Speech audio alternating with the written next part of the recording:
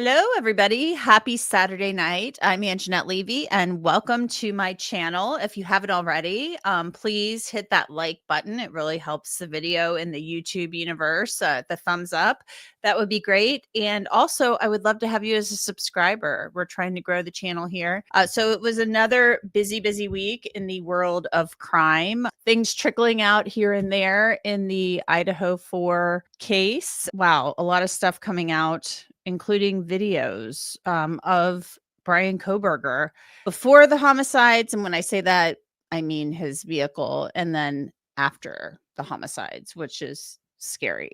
So I'll tell you why I think it's kind of scary and disturbing. Bryan Kohberger, and I'm going to show you the stuff that Gray Hughes did here shortly. Bryan Kohberger left. He tore out of there like a bat out of hell, and then went home. And we know he took that really long route, that circuitous long route to go home. And he showered.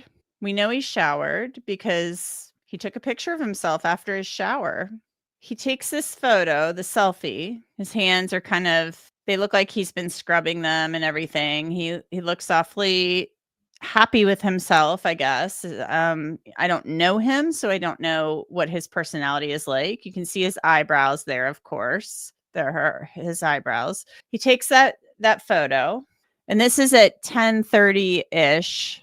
So 6 hours or so, a little more than 6 hours after the homicides. Thumbs up, shirt buttoned all the way up, and then he decides to go shopping. And he goes to Clarkston, Washington. And he goes into Costco. Now, anybody who's been to Costco knows that if you want to go to shopping at Costco, and I go to Costco, I try not to go to Costco because every time I do, I spend more money than I want to, which is annoying. But you have to have a membership to get into Costco. So here's Bryan Kohberger moseying in, and he's trying to get into Costco. And they're like, no. I'm sorry, where's your membership card? He's like, oh, I don't have a membership card.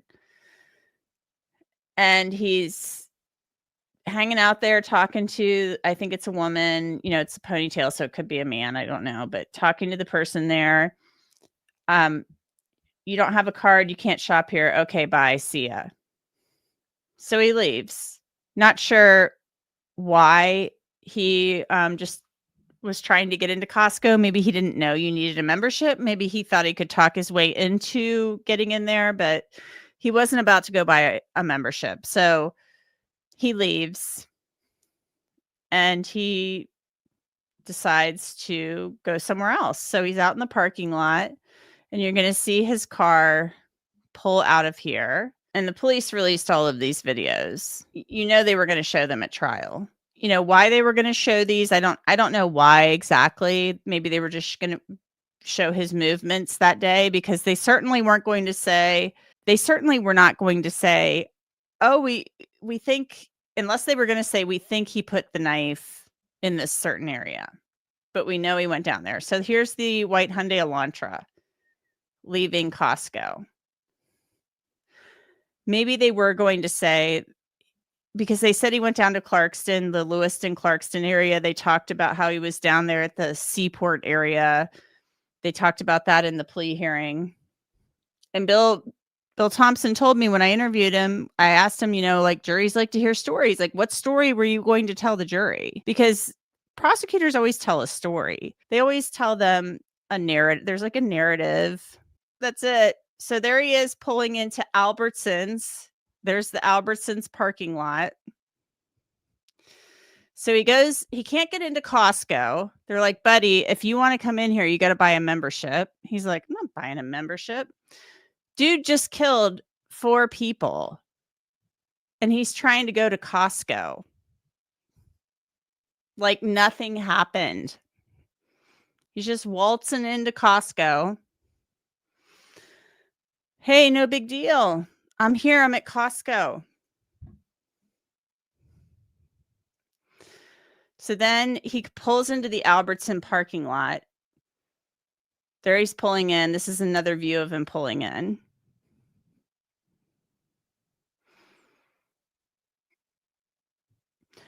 I cannot imagine you murder 4 people with a huge knife. It probably didn't go as you planned it.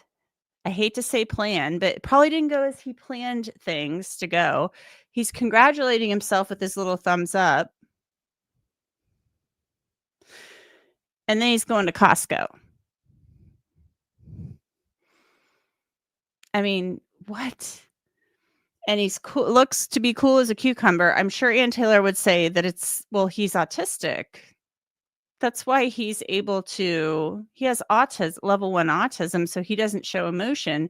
So, in a penalty phase, she'd say, this isn't because he's unfeeling and uncaring. That you see him going to Costco. Look, he's walking into Albertsons right now. He's making the turn. He's going in the door. Look, there he is going into the grocery, just going to walk down to the aisles. Ann Taylor was going to say, this isn't because he's uncaring and unfeeling. No, this is because she was going to blame this on level 1 autism. The fact that he can just walk into a Costco as if nothing happened, walk into the Albertsons. For those of us who might not have an Albertsons, that's basically Kroger. Kroger, I think, bought Albertsons sometime. Can you guys see him back there in the at the self-checkout? So Ann Taylor was going to say, and people, please, if you have loved ones with autism, I'm not making fun of that. I'm just pointing out to you that he may very well have level 1 autism. That has nothing to do with the way he presents. That has nothing to do with the fact that he can murder 4 people and then sashay into Costco as if nothing happened. That has nothing to do with autism. That's something totally different. That is like a master, act of compartmentalization or some Jekyll Hyde crazy stuff. It's okay. I'm here to help you. Does what he does and then walks in and buys some food. So he went in and probably bought some snacks, vegan snacks or something. And then he leaves. There he is. No big deal. Right? And then he disappears for several hours in the Blaine, Idaho area.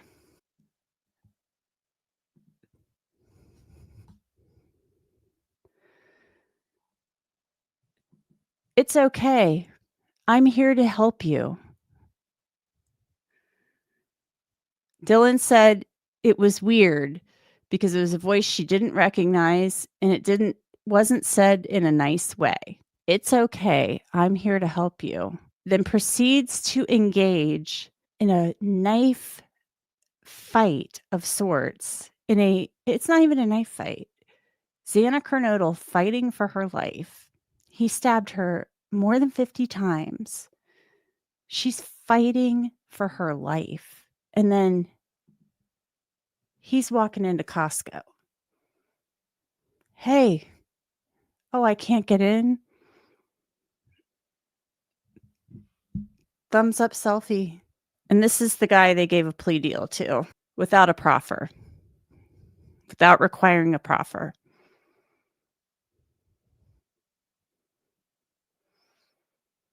And it has nothing to do with autism.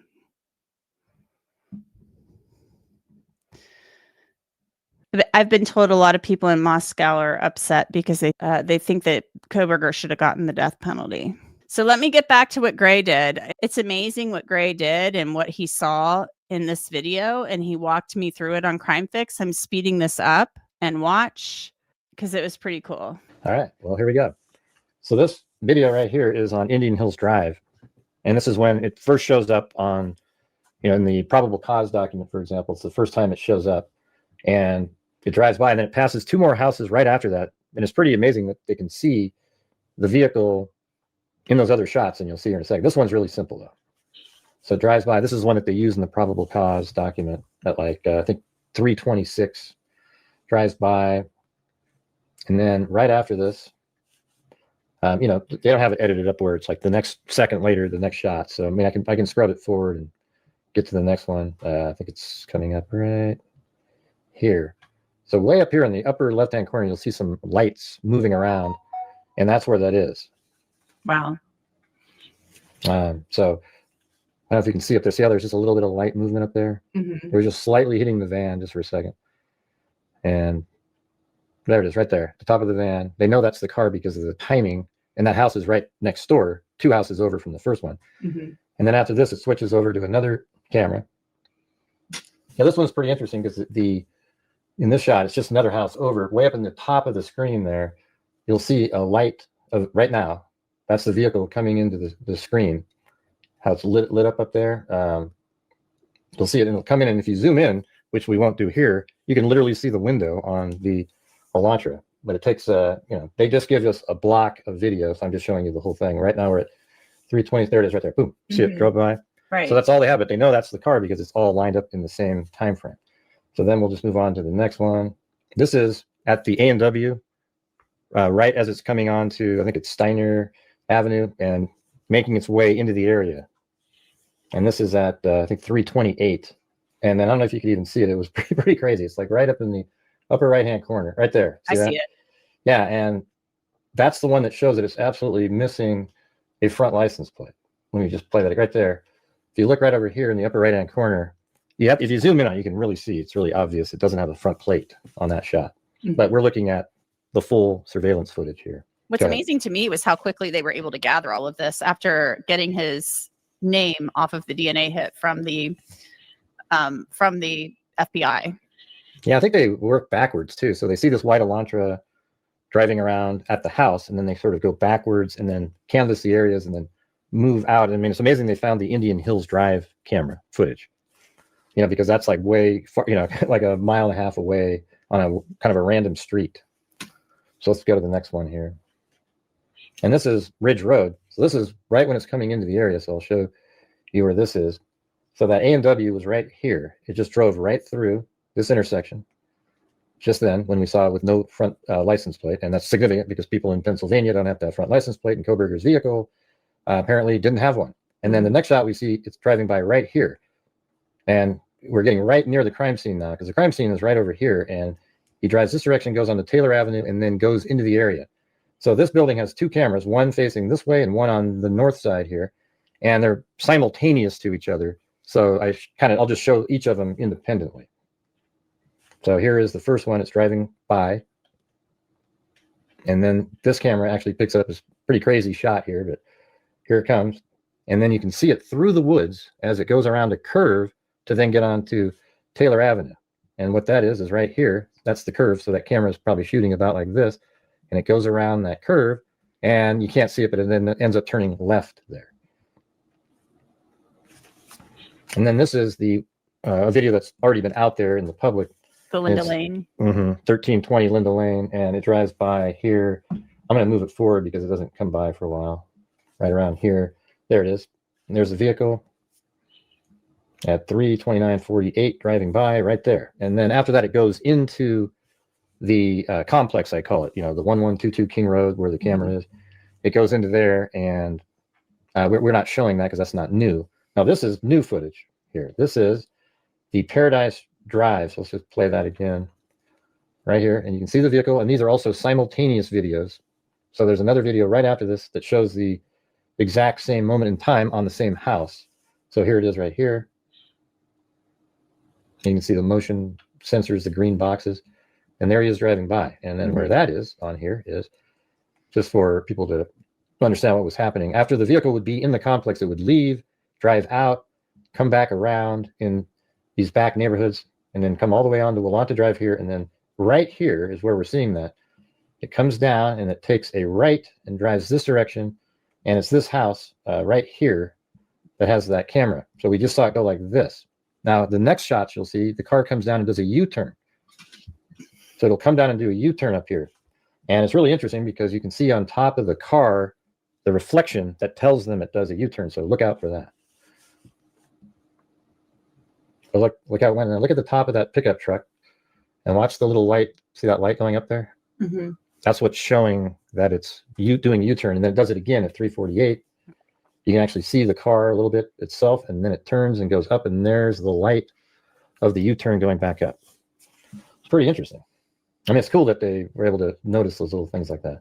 And then at 401, remember, after seeing the DoorDash driver, the vehicle drove didn't go into the complex because Kohberger saw that the DoorDash driver was there. He drove really slow right here.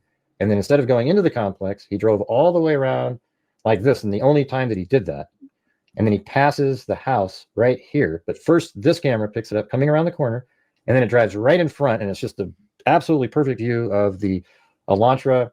And that's how they were able to determine that it was a 2014 to 2000. That's how they were able to determine that it was a 2014 to 2016 vehicle. You'll see the headlights coming down here in a moment and curving right here. So you can see it in the background there. I'm not sure why my phone keeps beeping over and over again. I see it right there. And then look at this shot right here. Watch this. Look at that. That's a clear shot. I mean, it's incredible. And he's driving around, and this is his final approach into the complex, where he goes in and he kind of does the 3-point turn a couple different times and then parks and goes in and commits the homicides. And then this is later. So after the homicides, he drives that long route home. You see in the probable cause. This is when he's heading back into Pullman, and he drives by right here. I think this is Johnson Avenue, and you see him right here. Here's the vehicle driving by, and then it's picked up on a gas station camera just over around the corner. So you can even see it. See right back in the upper right-hand corner? That camera picks him up, and you can see it. See way back in the upper right, it's driving, turning, and it's about to turn right, and then go on to Johnson Avenue. And this one is amazing because this shot here shows that it's missing a plate again. Watch this. Look at that. I mean, when you zoom in on that, you can really see that it does not have a front plate. So now So look at that. There's no front plate on there. And he's just driving all over that place, going home. No front license plate on this car.